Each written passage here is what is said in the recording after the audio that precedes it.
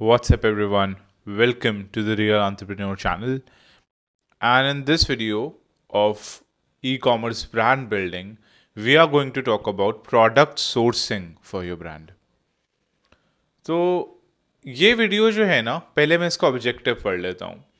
इस वीडियो का ऑब्जेक्टिव है to understand and get a good idea about the merits and demerits of your sourcing channels in order to ensure the consistent availability of your products.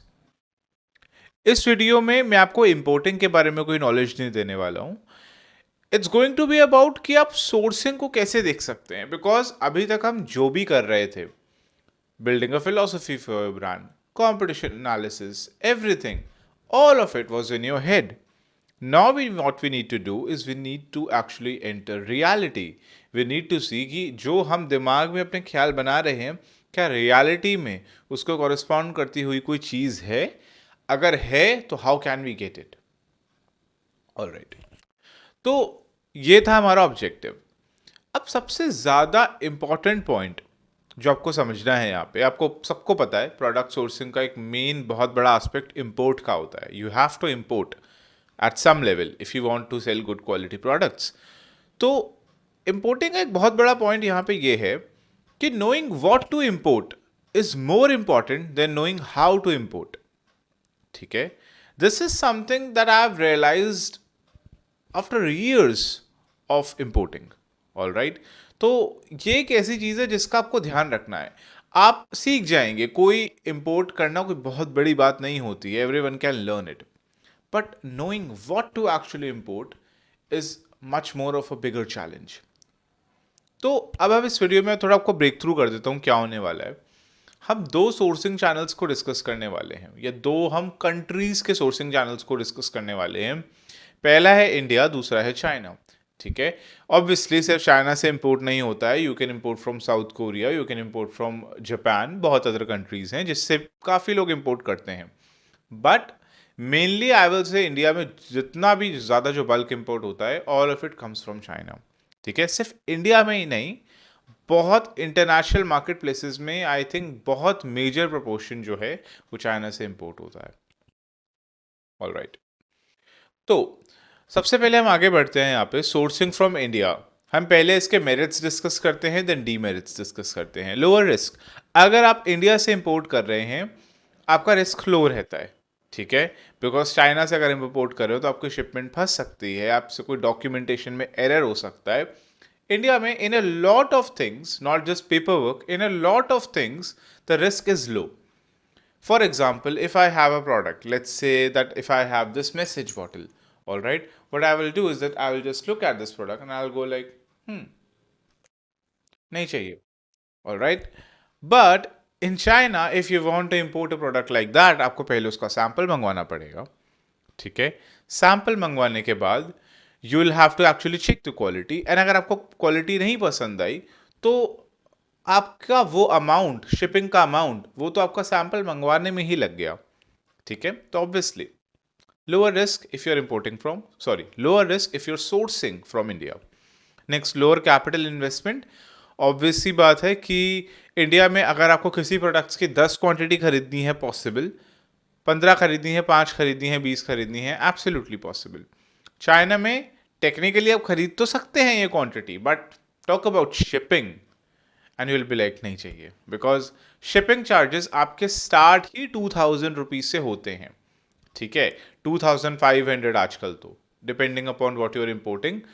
Sample charge, sample shipping charges अगर मैं एक amount बना दूँ ना, because वो सब FedEx या DHL के थ्रू ही मंगवाते हैं, उसके लिए कोई अपना कोई सी एच ए हायर नहीं करता तो छोटी सी शिपमेंट के लिए, तो वो जनरली फेडेक्स और डीएचएल से आते हैं, एंड दे रफली कॉस्ट अबाउट 2500 से 3000 के बीच. तो इतना अमाउंट तो आपका लग ही जाएगा if you are importing from China. But India में lower capital investment, you can just buy any product you want. Less paper work, obvious सी बात है, यहाँ पे आपको चाहिए ही क्या, यहाँ पे आपको सिर्फ और सिर्फ अपना जीएसटी नंबर चाहिए. ठीक है, and you just give it to them, आपको प्रोडक्ट देंगे, आपका जो भी उसके ऊपर स्लैब है, जीएसटी स्लैब है, वो लगेगा. That's it, that's all you have to do. But if you are importing from China, बहुत सारे कॉम्प्लेक्स प्रोसीजर्स इन्वॉल्व होते हैं. नेक्स्ट, अब डीमेरिट्स भी हैं ऑब्वियसली इंडिया से अगर आप सोर्स करें। बाय द वे, अब अगर मैं कह रहा हूँ इंडिया से अगर मैं सोर्स कर रहा हूँ, तो सोर्स करने की एक बात का ध्यान रखना, इंडिया में जितनी भी मार्केट्स है ना सोर्स करने की, वो ऑर्गेनाइज्ड कतई नहीं है। आपको अपने फैमिली मेम्बर्स से या जो बिजनेस कर रहे हैं काफ़ी टाइम से, नोन वन से पता लग जाएगा। फॉर एग्जांपल, जैसे फॉर एग्जांपल मैं दिल्ली में रहता हूँ, तो दिल्ली में क्या क्या प्रोडक्ट्स कहाँ मिलता है। सिरामिक्स की मार्केट है तो सबको पता है, इट्स इन खुर्जा, ठीक है, जो कि बहुत मेन हब है सिरामिक की मार्केट का। ऐसे ही अगर आपको हैंडीक्राफ्ट के आइटम का चाहिए तो इट्स इन जयपुर, ठीक है। तो अलग अलग प्रोडक्ट्स जो हैं उनके लिए कई बार अलग अलग सिटीज़ फेमस होती हैं, ठीक है। तो उसके अकॉर्डिंगली आपको शायद उन सिटीज़ में जाना पड़ सकता है, नहीं तो आपको इंडिया मार्ट पे सप्लायर्स मिल सकते हैं, नहीं तो ओल्ड दिल्ली, जो कि जहाँ पे बहुत काफ़ी प्रोडक्ट्स के आइडियाज़ आपको मिल जाएंगे, वहाँ पे आप डिफरेंट डिफरेंट शॉप्स एक्सप्लोर कर सकते हैं, ठीक है। तो इसका ना कुछ भी डेटाबेस वेल बिल्ट नहीं है कि आपको कौन सी चीज़ कहाँ मिल जाएगी, ठीक है। You will have to make a guesstimation कि हाँ ठीक है यहाँ मिल सकती है, ठीक है।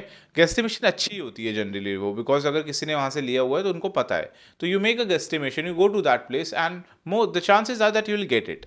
बट अगर मैं कहूँ कि कोई भी प्रोडक्ट मैं उठा लूँ and I will be like ये कहाँ मिलता है, तो कोई ऐसे एक कॉमन मार्केट प्लेस नहीं है जहाँ पे आप सर्च करेंगे और आपको पता लगेगा कि आपको बेस्ट से बेस्ट रेट में इस जगह पे मिल जाएगा। ऐसा इंडिया में कोई सिस्टम नहीं है, कोई डेटाबेस नहीं है। India mart, trade India, oil से की अभी बेबीज है, ठीक है। बहुत सारे सोर्सिंग चैनल्स, बहुत सारे मैन्युफैक्चरिंग जो फैक्ट्रीज हैं, बहुत सारे जो सप्लायर्स हैं, नहीं हैं वो उनके ऊपर, ठीक है। और अगर हैं भी तो they don't know about SEO, तो वो बहुत हिडन है, ठीक है। It's very hard to find them. तो अब आते हैं डीमेरिट्स पे। Hard to find trustworthy suppliers, ये पॉइंट मैंने अभी कवर कर दिया। बिकॉज कोई डेटाबेस नहीं है तो आपके लिए मुश्किल है किसी भी सप्लायर पे ट्रस्ट करना। It's very hard to find trustworthy suppliers, ठीक है। आपके साथ थोड़े फ्रॉड्स भी हो सकते हैं, that's possible, that's always possible. तो अगर आप इंडिया मार्ट से कोई वेबसाइट के थ्रू इम्पोर्ट कर रहे हैं तो आप बायर फीडबैक देख सकते हैं पहले का, या वो कितने टाइम से इंडिया मार्ट पे है, और बहुत सारे मेट्रिक्स और होते हैं। उससे आपको हाँ थोड़ा सेफ एंड सिक्योर ऑप्शन एक मिल जाता है। But if you are randomly going to a shop, it's actually quite hard to determine if the supplier is trustworthy और नॉट। अगर आप शॉप पे जाएंगे तो ऑब्वियसली ट्रस्टवर्दी ही है, but let's say telephonic conversation में आपको इंटरनेट पे किसी का नंबर मिला सप्लायर का, तो इन दो situation it's hard to trust कि ये सप्लायर जेन्युइन है कि नहीं है। तो it's a problem that many sellers face. Substandard quality if compared to the international market. I'm sorry, but ये रियलिटी है।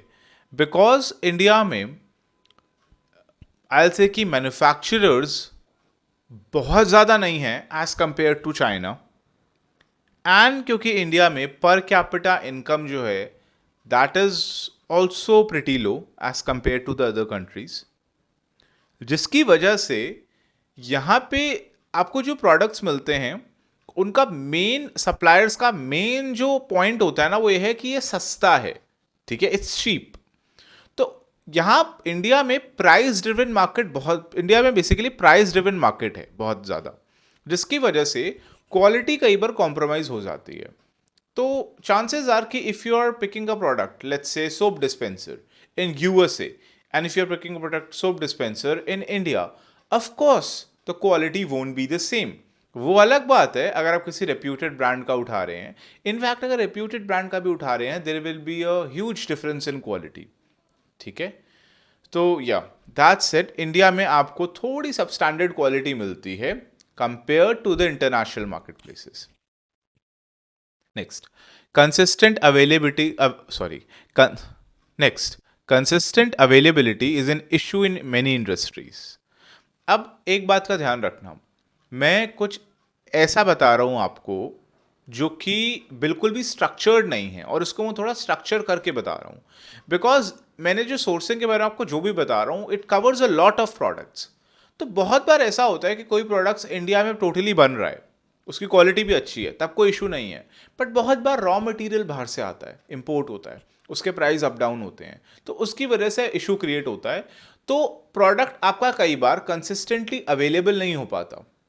तभी मैंने आपको अपनी प्रीवियस कुछ वीडियोस में बताया हुआ है कि इंडिया में बहुत सारे सेलर्स ऐसे हैं जनरली ये सदर बाज़ार एरिया के सेलर्स या ओल्ड मार्केट में जितने भी सेलर्स हैं, उनके साथ दिक्कत ये है कि अगर आपको कोई वो प्रोडक्ट दिखा रहे हैं ना कि देखो ये अभी इम्पोर्ट हुआ है, वो हमको ना वन टाइम परचेज के पर्सपेक्टिव से दिखाते हैं।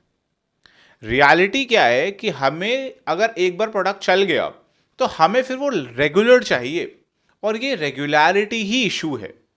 ठीक है, फिनिश प्रोडक्ट में regularity is a major issue if you are importing from China and if you are buying from some supplier actually, because वो supplier ultimately China से import कर रहा है, तो अगर आप उस supplier से ले रहे हैं तो वो एक कस्टमर के लिए कोई कंटेनर नहीं मंगवाएगा।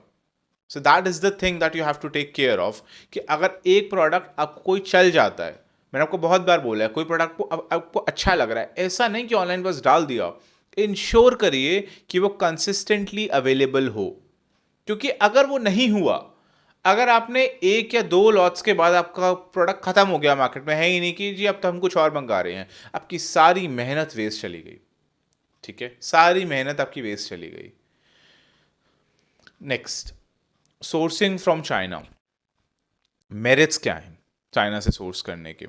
Suppliers are comparatively easy to find. Suppliers Alibaba directory है और बहुत सारी और वेबसाइट्स हैं जो कि एक्चुअली चाइनीज़ में हैं, बट कहने का मतलब ये है कि डेटाबेस बहुत प्यारा है। If you are looking for products in China, तो आपको काफ़ी अच्छा डेटाबेस मिल जाएगा। वहाँ पे मार्केट्स भी डिफाइंड है, हर एक प्रोडक्ट की अलग अलग मार्केट डिफाइंड है। एक वहाँ पे हेयर ड्रायर्स के लिए एक पूरी एक जगह है, एक एरिया है जहाँ पे सिर्फ हेयर ड्रायर्स बनते हैं, एंड वहाँ पे एक फैंसी आइटम्स के लिए एक पूरा एरिया है, वहाँ पे इलेक्ट्रॉनिक आइटम्स के लिए एक पूरा एरिया है। ठीक है, तो दैट्स अ मेजर एडवांटेज जो आपको चाइना में मिल जाती है।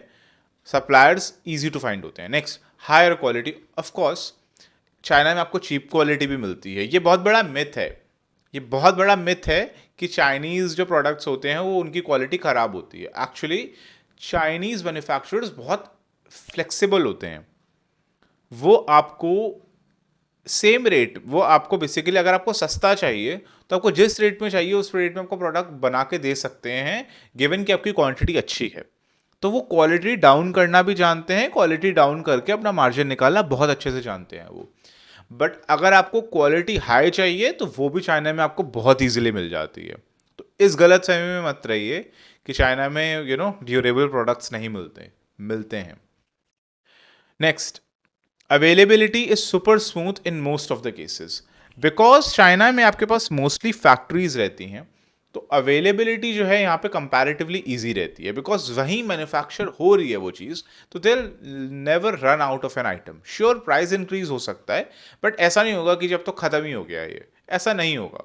तो if you find a supplier in China जिससे आपका प्रोडक्ट इम्पोर्ट हो रहा है, you can be tension free, because उसके पास वो प्रोडक्ट कंसिस्टेंटली अवेलेबल रहने वाला है, because it's a factory. If you have got a factory, because कई केसेस में रीसेलर्स भी मिल जाते हैं। नेक्स्ट, डीमेरिट्स हैं, बहुत ज़्यादा डीमेरिट्स हैं इंपोर्टिंग फ्रॉम चाइना के भी। Higher risk, obviously it's not for the weak hearts. China से इंपोर्ट करना till date is not an easy task for a new buy. Risk is always involved. Even if you are doing everything legally, risk is involved. Sorry to break that to you. Higher capital investment. Obviously, जहाँ samples की ही cost आपकी 2500 से 3000 के बीच में बैठ रही है, तो आपको पहले ही दिख रहा है कि एक छोटे से सैम्पल के लिए भी आपको कैपिटल इन्वेस्टमेंट करनी पड़ रही है। तो येस, हायर कैपिटल इन्वेस्टमेंट। अगर आपको कुछ चाहिए तो जनरली 1000, 2000, 500 इस क्वांटिटी में आपको लेना पड़ता है। 200, 100 ऐसी क्वांटिटी में कोई नहीं लेता चाइना से। ले सकते हैं, डिपेंड्स आपका प्रोडक्ट क्या है। अगर बहुत हाई टिकट आइटम है तो बात अलग है। उसके बाद है आपके पास, for a new bye the procedure can be highly complex and risk factor is also there. जैसा कि मैं आपको बताया था, इंडिया में आपको बस जीएसटी चाहिए, चाइना में आपको बहुत कुछ चाहिए। आपको एडी कोड चाहिए, आपको आईईसी चाहिए, आपको एक्सपीरियंस चाहिए थोड़ा इंपोर्टिंग का, आपको एक पूरी पैकिंग लिस्ट प्रिपेयर करनी पड़ती है, प्रो फार्मो इनवाइस बनाना पड़ता है पूरा, सारे ऑप्शंस चेक करने पड़ते हैं अपना। एक इन मैनी केसेस आपको एक CHA रखना पड़ता है, प्राइस नेगोशिएशन होता है उससे। फिर आप जब प्रोडक्ट्स इंपोर्ट करते हैं तो आपको पता लगेगा, जैसे इंपोर्टिंग के प्रोसीजर में बहुत टेक्निकलिटीज़ होती हैं, बहुत इश्यूज आते हैं। सब कुछ लीगली करने के बाद भी दिक्कत आती है। कई बार तो ऐसा होता है कि अगर आपका प्रोडक्ट मान लीजिए कस्टम हाउस में अटक गया है, बिकॉज कस्टम ही है प्रॉब्लम एक्चुअल में, हमारा कस्टम डिपार्टमेंट ही प्रॉब्लम बना बैठा है। एक्चुअल में इंपोर्टिंग का प्रोसेस अगर आप यूएस वगैरह में देखेंगे कंपैरेटिवली ईजियर है, ठीक है। इंडिया में it's difficult and you know why, ठीक है। एंड या आपको वेयर हाउस चार्जेस पे करने पड़ सकते हैं अगर आपकी शिपमेंट क्लियर नहीं हो रही है, तो पर डे के आपको वेयर हाउस चार्जेस पड़ते हैं कई बार तो कस्टम डिपार्टमेंट में। तो दिक्कत है, ये रिस्क इन्वॉल्व रहता है ये, तो it's not for the weak hearts. तो मैं कहना क्या चाहता हूँ, what's the bottom line of this whole video? The thing is, how you're going to source your products depend upon the capital investment you can make and the risk you're willing to take. Initially, test products by sourcing them from domestic suppliers, then import depending upon the demand and your risk appetite. अगर आप just initially कोई product launch कर रहे हैं तो it's better कि आप Indian suppliers के थ्रू वो प्रोडक्ट्स देख सकते हैं, थोड़ी बहुत क्वांटिटी में ले सकते हैं। बट अगर आपको एक बहुत हायर लेवल का ब्रांड बनाना है, आपको चाहिए कि आपके मॉल्स में आउटलेट्स हों, ई कॉमर्स आपका काफ़ी अच्छा हो, और काफ़ी आपको एक बड़े लेवल पे चाहिए, एक बिगर स्केल पे चाहिए, then I am sorry you will have to import. There is no other way, ठीक है। क्वालिटी अगर आपको इंश्योर करनी है, क्वालिटी अच्छी रखनी है, जो कि ऑब्वियसली सबको रखनी होती है, तो then you will have to import, but not just at the start, ठीक है। मतलब स्टार्टिंग में श्योर टेस्ट करने के लिए डिमांड आप डोमेस्टिक सप्लायर से ले सकते हैं। एक बार आपको पता लग गया हाँ ठीक है इसकी मेरी डिमांड काफ़ी रहती है, then you can import it, simple. So I hope this video help you out. एक आपको ये रियलिटी से कनेक्ट करेगी ये वीडियो। तो एक्शनेबल स्टेप क्या है? कोई भी प्रोडक्ट आप देखिए, पहली बात तो कोई भी प्रोडक्ट कंप्लीटली चाइना से नहीं आता है, कोई भी प्रोडक्ट कंप्लीटली इंडिया में नहीं बनता है, कई बार रॉ मटेरियल्स इधर उधर होती हैं। तभी मैंने कहा knowing what to import is more important than knowing how to import. Alright, so just explore the products. किसी मॉल में जाइए, अगर आपकी कोई भी इंडस्ट्री है, अगर आपकी फॉर एग्जांपल क्लोथिंग लाइन है, क्लोथ्स देखिए, उनका मटेरियल देखिए, कुछ अगर आपका होम डेकोर में है तो आप जाके देखिए, सारे प्रोडक्ट्स एक्सप्लोर करिए, कोशिश करिए जानने की कि इनका मटेरियल कहाँ से आ रहा है, कहाँ से सोर्स कर रहे हैं, कितना इंपोर्ट का है, कितना इंडिया में खुद बन रहा है। डू ऑल दैट एंड एक सॉलिड आइडिया लगाइए अपने दिमाग में सोर्सिंग का, and that will actually help you to bring reality, the touch of reality in your imagination, ताकि आपकी एक solid brand foundation बन पाए। So thank you so much guys for watching this video. I hope it helped you out, and yeah, next video is going to be very interesting, and it's a secret. And yeah I will see you guys in the next video. Do comment कि आपको ये series आपको कैसे लग रही है। आपके encouragement से मुझे बहुत हेल्प मिलती है, it really motivates me. So yeah, I will see you guys in the next video. Take care and bye.